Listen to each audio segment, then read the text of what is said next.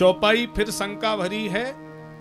रंग भूमि जब सिया पगुधारी, देख रूप मोहे नर नारी। रंग भूमि जब सिया पगुधारी, देख रूप मोहे नर नारी। मोहे न नारी, नारी के रूपा पन्नगार चरित अनुपा।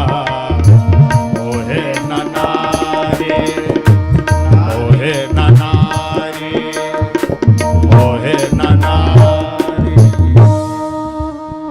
स्त्री चाहे जितनी सुंदर हो, स्त्री को देखकर स्त्री कभी मोहित नहीं हो सकती। पर यहाँ सीता जी को देखकर देख रूप मोहे नर नारी, तो स्त्रियां जानकी जी को देखकर मोहित क्यों हो गईं? पहली बात, सीता जी स्त्री नहीं है, नारी नहीं है, आद शक्ति है। और आद शक्ति को देख करके संसार की साधारण नारी मोहित हो सकती है। दूसरी बात, भृगु ऋषि परीक्षा लेने गए ब्रह्मा विष्णु महेश की। त्रिंश धीसेषु को महान, तीनों देवताओं में बड़ा कौन है? तो भृगु ऋषि ने ब्रह्मा जी को 2-4 गालियां दी।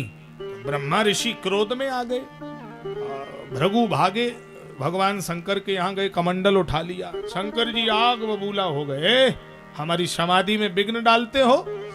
और क्षीर सागर में भृगु पहुंचे तो भगवान से सैया पर लेटे, और लेटे हुए भगवान विष्णु की छाती पर भृगु ने लात मारी।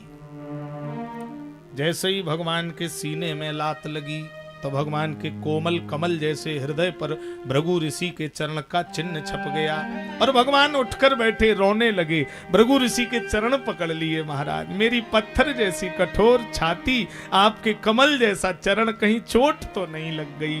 भृगु ऋषि के चरण भगवान दबाने लगे तो भृगु हाथ जोड़कर चरणों में गिर पड़े, बोले भगवान विष्णु से सरल इस संसार में कोई नहीं है। तो भगवान के सीने पर चरण छप गया, पैर धारण कर लिया, तो एक नया नाम हो गया भगवान का, पगोधारी। बोलो पगोधारी भगवान की जय हो। तो चौपाई कह रही है, सीता जी तो हैं ही रंगभूमि में।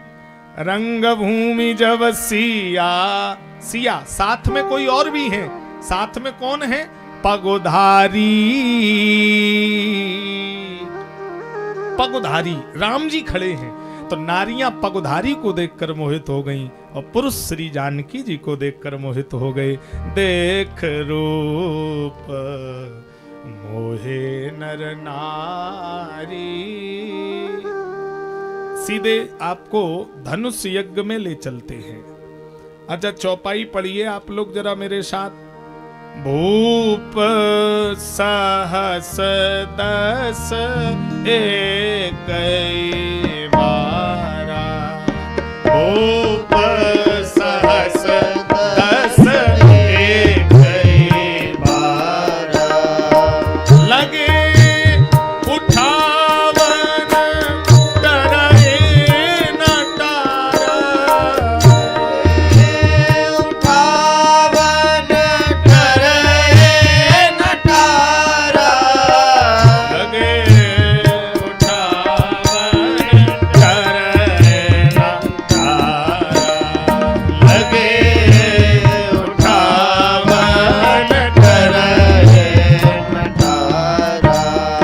भूप सहस एक बारा, भूप सहस एक बारा, एक बारा।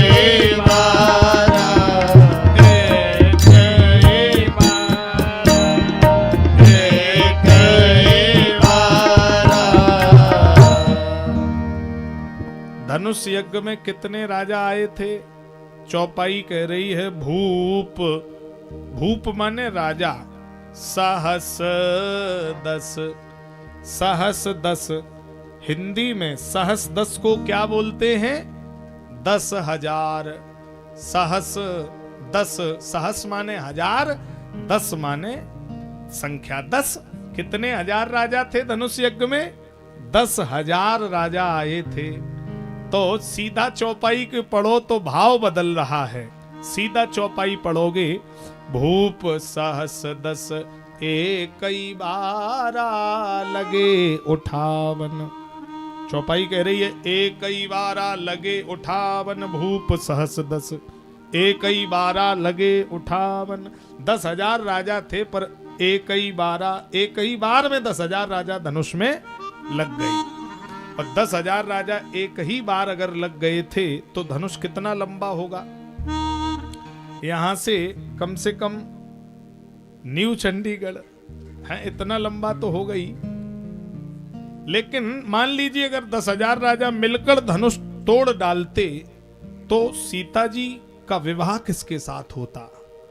तो 10,000 राजा खड़े हो जाते तो आफत थी कि नहीं? तो चौपाई पढ़ना सरल है लेकिन समझना कठिन है। रामचरितमानस पढ़ना बहुत सरल है पर समझना बहुत कठिन है। कहाँ बाबा ने इसमें गोता लगाया है और बाबा कहाँ निकले हैं? तो राजा तो 10,000 हैं, तो एक ही 12 का अर्थ क्या है? एक माने होता है एक, बार माने दिन।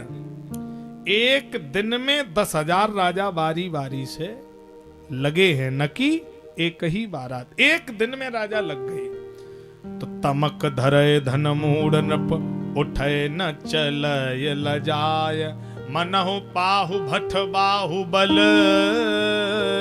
अधिक अधिक गरुआय। जितने राजाओं के धनुष में हाथ लग रहे थे धनुष उतना ही गरुआ भारी हो रहा था। तो क्या धनुष में चुम्बकीय शक्ति थी जो राजाओं का बल खींच रहा था? ना। जो राजा आए उठे न चले तो हाथ जोड़ के कहे, हे मेरे बरगद वाले, टूटे हमसे ना तो टूटे पीछे वाले पर भी ना, कल ही तुम्हारा झंडा चढ़ा देंगे। दूसरा आया, हे मेरे पीपल वाले, टूटे हमसे ना तो टूटे पीछे वाले पर भी ना, कल ही तुम्हारा 1 कुंटल का घंटा चढ़ा देंगे। तो लक्कड़ फक्कड़ पीपल बरगद सब धनुष पे चढ़ते चले। जनक जी ने देखा ही क्या तमाशा है। तो गुरु जी ने इशारा किया। गुरु जी त्रिकालदर्शी हैं। गुरु जी समझ गए धनुष पे तमाम लक्कड़ फक्कड़ बैठ गए हैं। गुरु जी ने कहा, जनक कार्य की सिद्धि चाहते हो तो एक काम करो। क्या? तुम डंडा खड़ा करो, झंडा हम लगा देंगे। गुरु जी ने क्या कहा? जनक तुम डंडा खड़ा करो, झंडा हम लगाएंगे। और जब बिना डंडा के झंडा नहीं लगता है तो ये डंडा झंडा भाषा थोड़ी मेरी अटपटी है, कथा कहने का तरीका थोड़ा अलग है, समझ लीजिए। फिर सरल करता हूं। ये डंडा कौन है? वंदना प्रकरण बाल कांड। बंदौ लक्ष्मण पद जल जाता, और दंड समान भयऊ जस जाता। लक्ष्मण जी रघुकुल के डंडा हैं और राम जी रघुकुल के झंडा हैं। तो गुरु जी ने कहा तुम डंडा खड़ा कर दो, झंडा हम लगा देंगे। तो जनक जी समझ गए, दोनों भुजाएं धरती पर मारी और रोने लगे कि तजवो आस निज निज गृह जाऊ,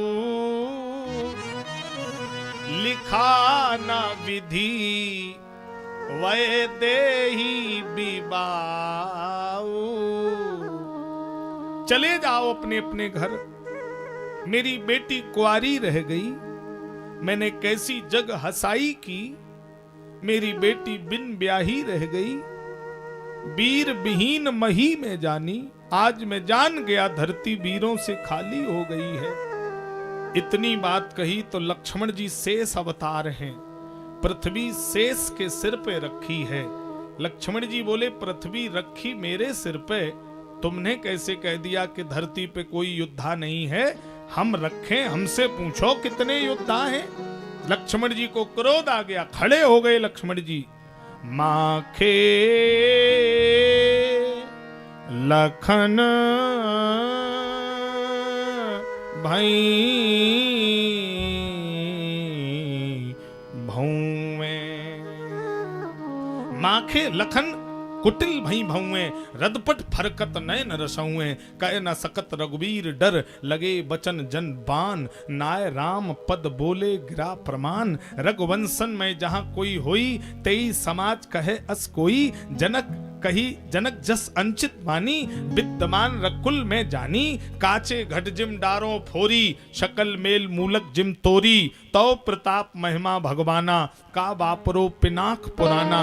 अरे जनक, तुमने कहे जो बैन दिल में चीर बैठे हैं, कलेजा तोड़ बैठे हैं, मेरे जिगर को मोड़ बैठे हैं, रही जो जान की कुंवारी, तुम्हें गम है राजन, तो हम भी दिलगीर बैठे हैं, मगर हम क्या करें, सामने रघुवीर बैठे हैं।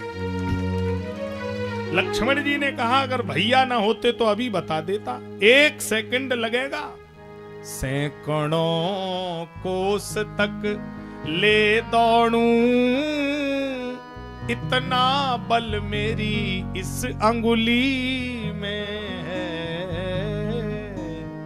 राम जी ने देखा लक्ष्मण जी तो आग बबूला हो गए। राम जी ने खड़े होकर लक्ष्मण को आंखें दिखाई और इशारा किया, बोले अब आवाज ना निकल जाए, हाँ वहीं बैठ जा चुपचाप, बहुत देर से तमाशा देख रहे हैं हम, अब बोल के देखो, तुम वहीं बैठ जाओ। और सुनो, वैदेही के पिता कह देते, विदेहराज जनक कह देते, तुमसे कितने बड़े हैं, तुम जनक जनक कह रहे हो। लक्ष्मण जी बोले भैया आंखें मत दिखाओ, जब देखो तब डांटते ही रहते हो, हम बैठे जा रहे हैं, आंख मत दिखाओ भैया। लेकिन एक बात सुन लो, ये वैदेही का बाप आपकी बेइज्जती मेरे सामने कर रहा था, और जिस दिन आपकी बेइज्जती आपके बाप ने की, हम छोड़ेंगे उन्हें भी नहीं। तो बताओ, इनके पिताजी और राम जी के अलग अलग हैं क्या? यही तो लक्ष्मण हैं क्या? बोले ना माता